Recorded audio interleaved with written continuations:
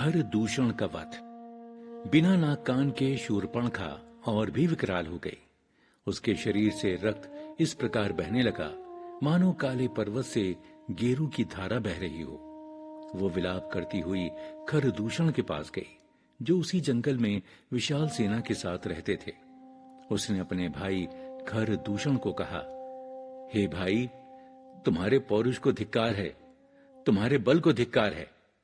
उनके पूछने पर शूरपणखा ने सविस्तार बताया कि वन में आए 2 वनवासियों ने मेरी ये हालत बनाई है।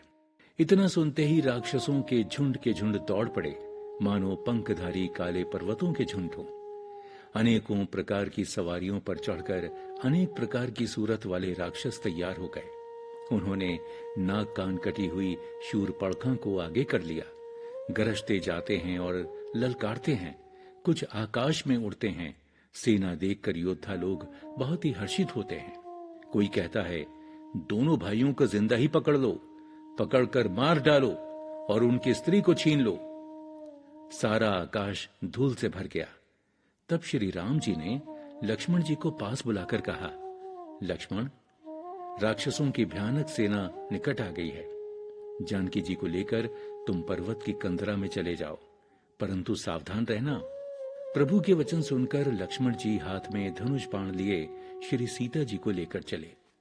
राक्षसों की सेना नजदीक पहुंच रही थी। ये देखकर श्री रामचंद्र जी हंसने लगे। फिर उन्होंने अपने धनुष को चढ़ाया और अपनी जटाजूट ठीक करके बांधी। इस समय प्रभु श्री राम ऐसे शोभायमान हो रहे हैं जैसे मरकत मणि यानी पन्ना के पर्वत पर करोड़ों बिजलियों से 2 सांप लड़ रहे हों।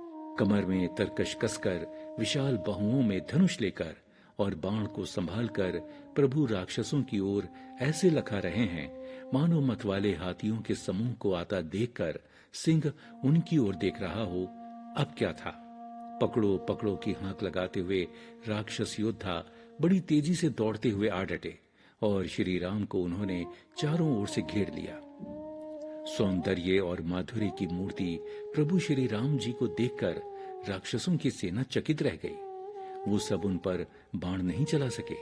तब अपने मंत्री को बुलाकर खर दूषण ने कहा, ये राजकुमार तो कोई मनुष्यों का भूषण है। जितने भी नाग, असुर देवता, मनुष्य और मुनि हैं, उनमें से हमने न जाने कितने ही देखे, कितने ही जीते और कितने ही मार डाले हैं। पर हे भाइयों, सुनो, आज तक के जीवन में हमने ऐसी सुंदरता नहीं देखी। यद्यपि इन्होंने हमारी बहन को कुरूप किया है, फिर भी ये अनुपम पुरुष मार डालने योग्य नहीं है। अरे सुनो, तुम अपनी छिपी हुई स्त्री को हमें दे दो और दोनों भाई जीते जी घर लौट जाओ। मेरा ये कथन तुम लोग उस वनवासी को सुनाओ और उसका उत्तर लेकर शीघ्र लौट कर आओ। दूतों ने जाकर ये कथन श्री रामचंद्र जी से कहा। उसे सुनते ही श्री रामचंद्र जी मुस्कुराकर बोले, हम क्षत्रिय हैं, वन में शिकार करते हैं और तुम्हारे जैसे दुष्ट पशुओं को ही तो ढूंढते फिरते हैं। हम बलवान शत्रु को देखकर नहीं डरते। लड़ने को आगे आए तो एक बार तो हम काल से भी लड़ सकते हैं। यद्यपि हम मनुष्य हैं, परंतु दैत्य कुल का नाश करने वाले और ऋषि मुनियों की रक्षा करने वाले हैं। हम बेशक बालक हैं, परंतु दुष्टों को दंड देने वाले हैं। यदि थक हार गए हो तो घर को लौट जाओ। युद्ध में पीठ दिखाने वाले पर मैं कभी वार नहीं करता और न ही उसे मारता हूं। युद्ध भूमि में आकर छल कपट और चतुराई करना तथा शत्रु पर दया दिखाना या कृपा करना तो भारी कायरता है। दूतों ने लौटकर तुरंत सब बातें खरदूषण को सुनाई, जिन्हें सुनकर दोनों राक्षसों का हृदय जल उठा। उन्हें बड़ा क्रोध आया। तब उन दोनों ने ललकार कर कहा, अरे पकड़ लो उसको और बांध कर ले चलो। इतना सुनकर भयानक राक्षस योद्धा धनुष बाण, तोमर, शक्ति, बर्छी, कटार और फरसा लेकर दौड़ पड़े। ये देखकर प्रभु श्री रामचंद्र जी ने पहले धनुष का बड़ा ही भयंकर टंकार किया, जिसे सुनकर राक्षस बहरे से और व्याकुल हो गए। उस समय उनको कुछ भी होशो हवास न रहा। फिर थोड़ा सावधान होकर दौड़े और प्रभु श्री रामचंद्र जी के ऊपर अपने अपने अस्त्रों शस्त्रों से वार करने लगे। प्रभु श्री राम ने देखते ही देखते उनके हथियारों के टुकड़े टुकड़े कर दिए। फिर उन्होंने कान तक धनुष को तान कर अपने बाण छोड़े। तब श्री राम के वो भयानक बाण ऐसे चले मानो फुफकारते हुए बहुत से नाग जा रहे हों। श्री राम जी युद्ध में क्रुद्ध हो गए और अत्यंत तीक्ष्ण बाण चलाने लगे। युद्ध की विभत्सता। अत्यंत तीक्ष्ण और भयानक बाणों की मार से घबराकर राक्षस पीठ दिखाकर भागने लगे। तब खरदूषण और त्रिशिरा तीनों भाई अत्यंत गुस्से में बोले, जो राक्षस रण से भागकर जाएगा हम उसको अपने हाथों से मार डालेंगे। इतना सुनकर मृत्यु को अवश्यंभावी जान भागते हुए राक्षस लौट पड़े और फिर सब मिलकर श्री रामचंद्र जी पर प्रहार करने लगे। राक्षसों को अत्यंत गुस्से में देखकर प्रभु श्री राम ने धनुष पर बाण चढ़ाकर बहुत से बाण एक साथ छोड़े, जिससे भयानक राक्षस कटकर गिरने लगे। उनके अंग, छाती, सिर, भुजा, हाथ और पैर जहां तहां पृथ्वी पर गिरने लगे। बाण लगते ही राक्षस हाथी की तरह चिंघाड़ते। उनके पहाड़ के समान धड़ कटकर गिर रहे थे। उनके शरीर के सैकड़ों टुकड़े हो जाते थे, परंतु वो माया रचकर फिर खड़े हो जाते थे। युद्ध का पूरा दृश्य इतना विभत्स है कि आकाश में बहुत सी भुजाएं और सिर उड़ने लगे तथा बिना सिर के ही धड़ दौड़ते हुए दिखाई पड़ने लगे। चील, कौवे आदि पक्षी और सियार भयंकर कट-कट शब्द कर रहे थे।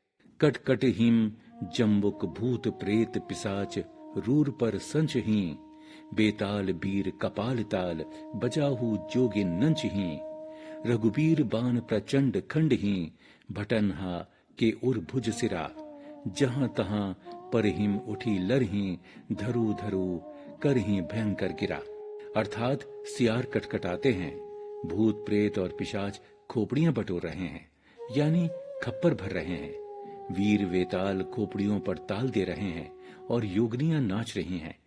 श्री रघुवीर के प्रचंड बाण योद्धाओं के वक्ष स्थल, भुजा और सिरों के टुकड़े टुकड़े कर डालते हैं और उनके धड़ जहां तहां गिर पड़ते हैं और लड़ने लगते हैं और फिर से पकड़ो पकड़ो का भयंकर कोलाहल करते हैं। राक्षसों की अतड़ियों के एक छोर को पकड़कर गिद्ध उड़ते हैं और उन्हीं का दूसरा सिरा पकड़े पिशाच दौड़ते हैं। ऐसा मालूम होता है मानो संग्राम रूपी नगर के निवासी बहुत से बालक पतंग उड़ा रहे हों। अनेक राक्षस योद्धा मारे गए। बहुत से जिनके हृदय विदीर्ण हो गए समर भूमि में पड़े कराह रहे हैं। अपनी सेना को व्याकुल देखकर त्रिशिरा और खरदूषण श्री राम जी की ओर मुड़े। अनगिनत राक्षस क्रोध करके बाण, शक्ति तोमर, फरसा, शूल और कृपाण एक ही बार में श्री रामचंद्र जी पर छोड़ने लगे। लेकिन प्रभु ने पल भर में शत्रुओं के अस्त्र शस्त्रों को काटकर और ललकारते हुए उन पर अपने बाण छोड़े। प्रभु ने सब राक्षस सेनापतियों के हृदय में 10-10 बाण मारे।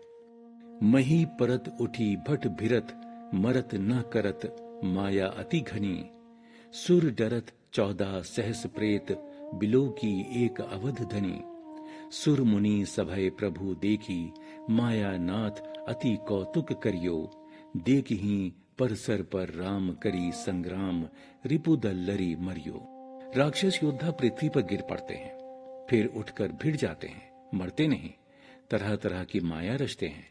ये सब देखकर देवता डरते हैं कि राक्षस तो 14,000 की संख्या में हैं और प्रभु अकेले ही हैं।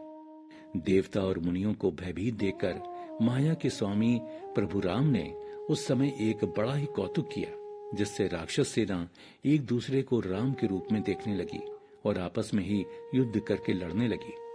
चारों ओर यही राम है, यही यही इसे मारो का शोर हो रहा है। राम राम कहकर राक्षस शरीर छोड़ते हैं और मोक्ष को पा जाते हैं। श्री रामचंद्र जी ने जैसे को तैसा का जवाब देकर क्षण भर में ही सभी शत्रुओं को मार डाला। श्री राम जी की विजय देखकर देवता हर्षित होकर फूल बरसाते हैं। आकाश में खुशी के नगाड़े बज रहे हैं। फिर वो सब प्रभु की स्तुति करके अपने अपने धाम को चले गए।